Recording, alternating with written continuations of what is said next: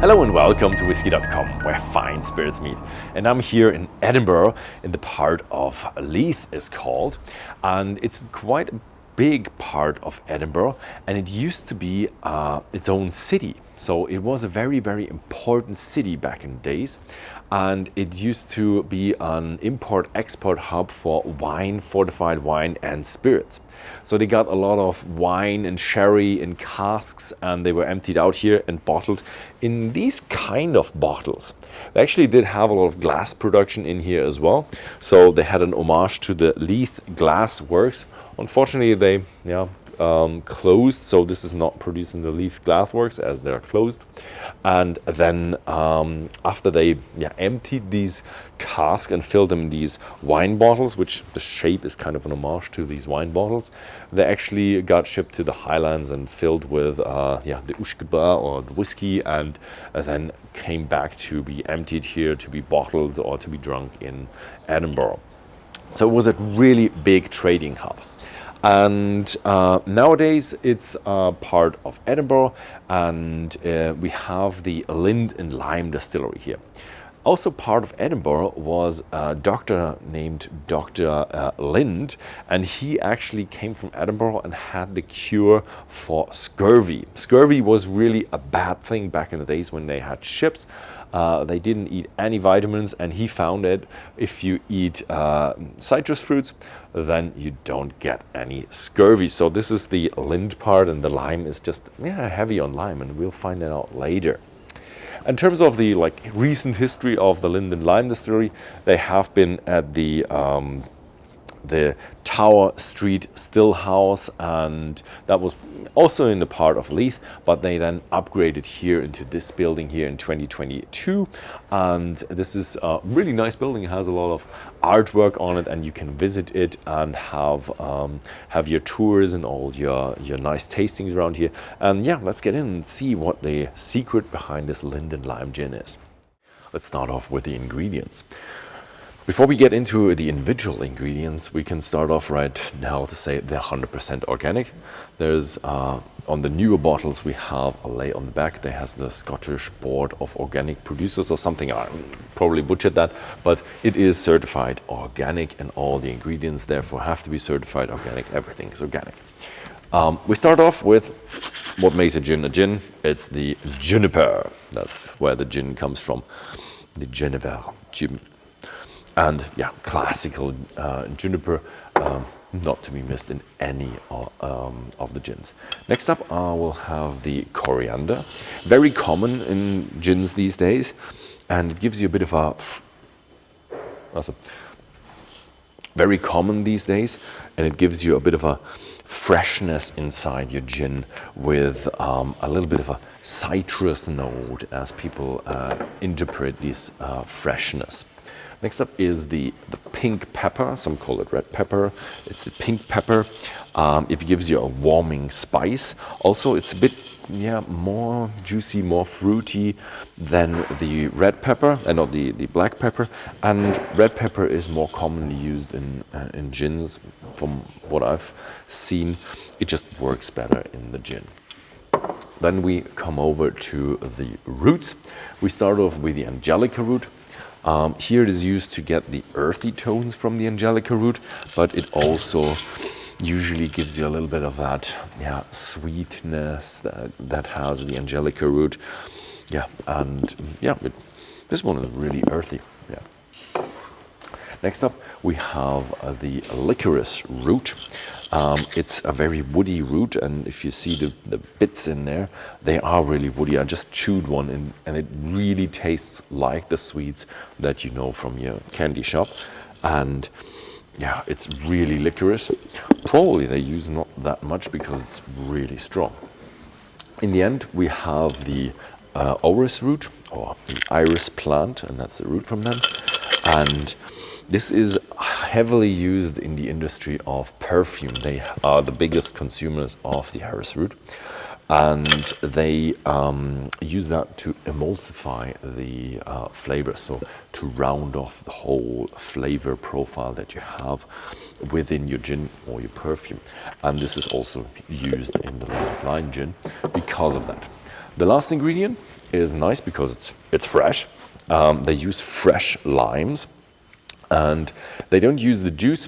They work together with a lot of bars in the mixing of Edinburgh, and they only use the peel. So what they do, they hand peel all of the peels, and then they will use back in the distillation. A little bit different to all the other ingredients that they use inside their gin.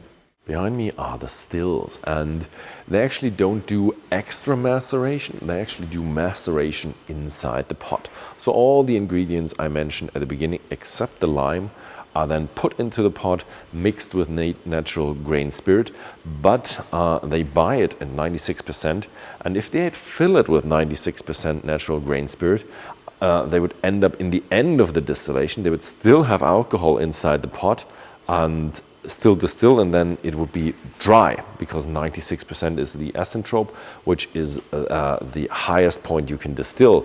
So they would end up with burning botanicals, and that's what they don't want. So they add a little bit of water that is then left in the pot at the end of the distillation, so they don't get any burning, to protect the still and protect the flavor, because if you have any burning botanicals, that gives you really bad flavors. So anyway, so we start off with the water jacket, really slow, and the slowest they can get with a neutral grain spirit. It boils pretty rapidly, so they have the water jacket to make it more gentle and have the steam go up a bit slower into the aroma basket. And that's the reason why they do it slow.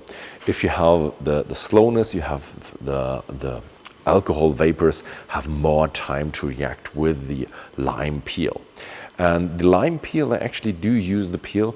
They did tries at the beginning with whole limes, dried limes, and they found out that the lemon peel of fresh lime is what gives them the best flavor. With the juices and the inside bits, they had a bit of bitterness going on inside the limes that they didn't like. And with the peels, they have more of a zesty, fresh flavor that is actually what they want to have in the Lind Lime Gin, and that's what the Lind Lime Gin is famous for. After the aroma basket, they actually do skip the second rectifier, which you can see is a bit brighter because it's not in use at all. And they come in the first rectifier. On top of the rectifier is actually something that recycles the vapors and brings it back into the pod, so it can go through the whole process again and get even more lime peel vapors, the flavor into the vapors. And after the rectifier, we just get into the condenser and we end up with the ready-made liquid gin. One thing that I want to mention is they run 100% renewables. Scotland has a lot of renewables, a lot of wind, so that's a nice fact to say, hey, you can do this all on renewable energy. So yeah, that is it, and I really want to try it now. Ross Netheimer, and yeah, so you've been here with the company for 2.5 years and been in the distilling industry for a couple of years and been with like spirits for over 15 years now, so thank you very much for having us here. Well, thank you for coming along. So how is it to be head of gin here at the distillery? It's great, honestly. It's the best job I've ever had. It's great to come in, the people that I work with make everything what it is, but coming in, working with a product that I'm really passionate about and I do truly love, is just, work's not a chore for me. I get up every morning, happy to come to work. Okay, so the distillery has only a few products, so are we trying only the gin today, or what else? Well, we could try it. We thought we'd try a little bit of the classic gin. Thought we'd try it a few different ways, so we can try it a bit neat, get a real feel for the gin. Okay. Maybe give it a go in a wee gin and tonic. Then after that, we'll do a little cocktail just to spice it up at the end. Gin is you're heavy with the bar and mixing with the Lind Lime. Yeah, no, we've got a lot of really good connections. Edinburgh's got a really vibrant bar scene, and we have a lot of good connections within that, and it features quite prominently in there as well. So it's nice to give it a show what I can really do. Yeah, I'm looking forward to it. I do love a good gin and tonic. Excellent. Well, let's get started then. Let's try a little bit of this gin. For your good self. So what's the drinking strength at Lind Lime? So this here is 44% ABV. Okay. So legal requirement for gin being 37.5%. We're just a little bit stronger than that, so add a good bit of flavour and punch into the gin there. So give it a little slange. Slange it? Slange. Oh yeah. Nice.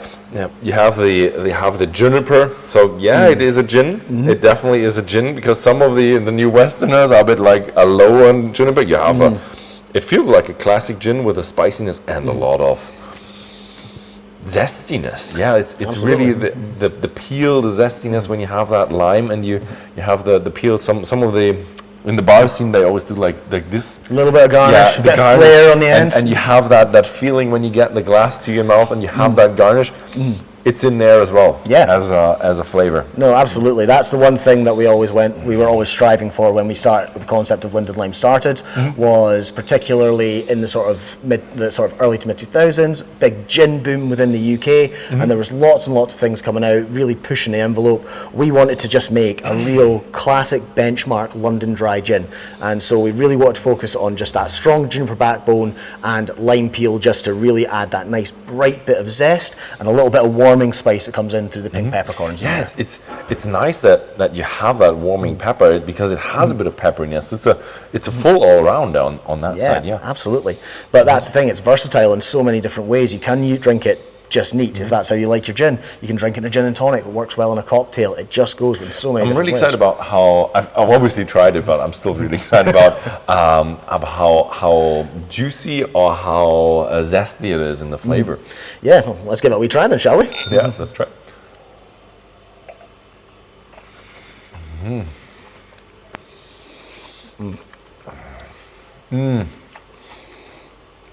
It doesn't have a good amount of lime, but it's. I would still say it's a fair good all-rounder with a lot of spiciness, sweetness, all the roots, licorice. A lot of juniper though. Oh yeah, absolutely. No, there's the one thing that you can get quite lost, particularly with the name of one of our main botanicals is in the name of the gin. We can get quite lost in that sort of just being one-dimensional, but we really wanted to make sure that it tasted like a gin. That comes down to the base notes, the roots, and playing with that balance to make sure it tastes like a gin with more with a sort of edge to it. Yeah, it's just below what I would say is a classic gin with the tingling of the juniper. It has a bit of tingling, but it's not the overwhelming taste or flavor sensation of the gin. So as you said, you're head of gin. Does that only include distilling, or does that also include like experiment? Is that a toy, or is that a real thing? Funnily enough, that is one of the questions we get asked most on the tours. Is that just for show? It is completely functional and does actually serve a purpose. It's one where like I said, I've got the best job in the world. I've got a chemistry kit, big one and a little one, that I just get to play around with and have just so much fun with. So instead of just trialing things out straight away on the big still, we've got something a little bit more low tech, but we still make it work. We've got just a regular sort of embellic pot still here, but we do a couple of modifications. We've got a little wire mesh around here, so we can replicate our vapor basket, and we can still play around, try different flavors, try different balances to make sure that the gin that we're putting out there is the best it can be. Does that scale up, or do you have to like switch? It does take some playing, so you can get a rough idea with what we're working with here, and then we've got so we go from our sort of small scale trials, and then we work it up slowly onto the bigger one before we get to that final product. Okay, nice. I really love the things, but I've seen other stills that similar size. It's fairly common in the industry to have a small pilot or experimental still, and I really love these small little pins. You just put it on the tap. Yeah, and plug it in and go. Put it on a hot plate, and it's sorted. And that's your gin distillery. Yeah, absolutely. It doesn't have to be all big and complicated. You can do this. I wouldn't recommend. Do you have to pay taxes on what you do there? This, as long as it doesn't leave here, it's absolutely fine. This is a duty suspended warehouse, so we can play around before we have to pay any tax on things there. The neutral grain spirit, is that already taxed, or is that we buy that in duty suspended, so we don't pay tax on it because we want to make sure that we have the product made first before we then start paying the tax on things. Everything in here is duty suspended. Okay, nice. Okay, so you said we're also trying gin and tonic? Yeah, let's go for it. This is the classic. This is the signature serve for Lind Lime that we're a big fan of. Are there people requesting a lot of gin tonic, or are they people here around more going for neat? It goes a bit different. It changes up, but people are different, and it has the sort of drinking habits of gin have changed, particularly over the last decade, as it's sort of become more popular. Obviously, gin and tonic is the sort of the known thing. Everyone's tried it, everyone loves it, but people are experimenting with new and different ways. Cocktails being the big way of coming out about it now. Okay. We particularly really like a gimlet, but there's lots of different ways, and some people do just like gin. I think the big things are fizz and. Isn't it also Negroni as well? And Negroni as well. That's one of my favorite. That is my. Oh, you like the Negroni? I'm a big fan. I think the Negroni is the one with the a bit of fruitiness and stuff, right? Yeah, a little bit. So a little bit of sort of orange. Still pretty strong, but yeah, pretty boozy. That's how I like my drinks there. So there you go. One signature gin tonic for you there. Watch. Sasha? Mm-hmm.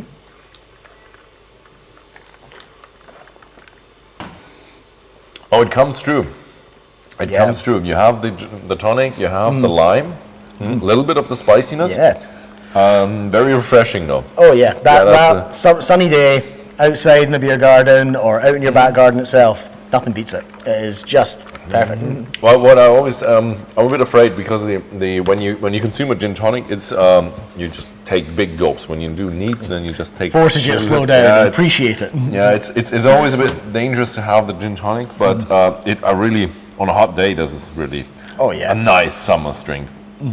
I mean, and to come with the distillery, it's just one big room that is really nice, and I've seen organic and renewable energies. Is there like a concept behind that, or as a company as a whole, when it was founded, there was one of the founding ethoses of the company was that we keep our conscience clear, and that is just to leave the world better than we found it. Try everything we can to be as sustainable as we possibly can. So that's down to every bit of energy used in this building is 100% green energy. So from the still to the light, everything is just done renewably. In terms of organic, that was another part of it. We wanted to get all the people that we work with, we vet them first to make sure they meet our criteria of people that we want to work with because they share the same values as us. So organic is a good way to start with that, and we've got a lot of good connections with people in that to make sure that we produce a gin that keeps our conscience clear. Yeah, I think you also do your own bottling and no plastic. No plastic at all paper, just for paper and glass, because we want to make it as recyclable as possible. We don't want anything that can potentially be polluting as much as possible, but let's face it, the bottle looks beautiful. So yeah, the bottle very rarely makes it to recycling. Really nice. I like the chandeliers you have. Yeah, absolutely. It's a nice little touch for the tours. But so you're it's not grained glass, but neutral grain spirit and botanicals to the finished bottle. That's all done here. All of it's done in house, yeah. Okay, so environmentally friendly. No. Okay, that's really a cool idea behind the whole distillery. Yeah. Yeah, nice.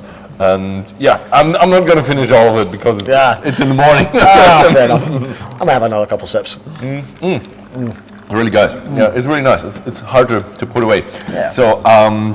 When you have the tours, you also have the cocktails included? Yes, we do. So the tours are quite comprehensive. You get a good bit of story about where we started from, where we're going from, how everything's made.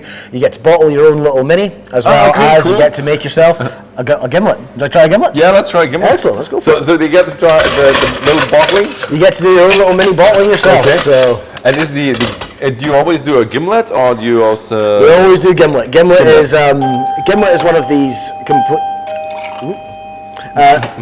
a gimlet is one of these classic cocktails from way back when. Originally, it was made using Rose's lime cordial, which used to be made in Leith, however no longer is, and it is also mostly sugar now. So, but it is one of these cocktails that is near and dear to our hearts. So we've always used that as part of it. So it's your own version of the gimlet. Yes, using fresh lime juice and a bit of sugar syrup. So there's only 3 ingredients, so it is still quite boozy, but it's refreshing, easy to go down there. So it's what's this? You have the lime juice, you have your gin. Yep, we've got our gin, and we've got our lime juice, and we've got sugar syrup, and that is it. Sugar syrup. Sugar syrup. So that's it. Just add a little bit of extra sweetness into that there, and then after that, we're going to want to have a little bit of gin. Give it a good shake. I see you're a professional. 1 or 2 cocktails have been shaken in my time.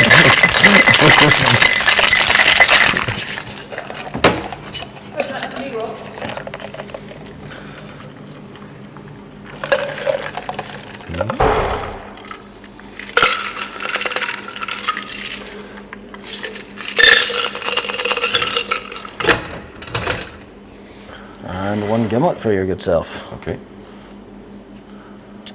Give that one a go. Cheers.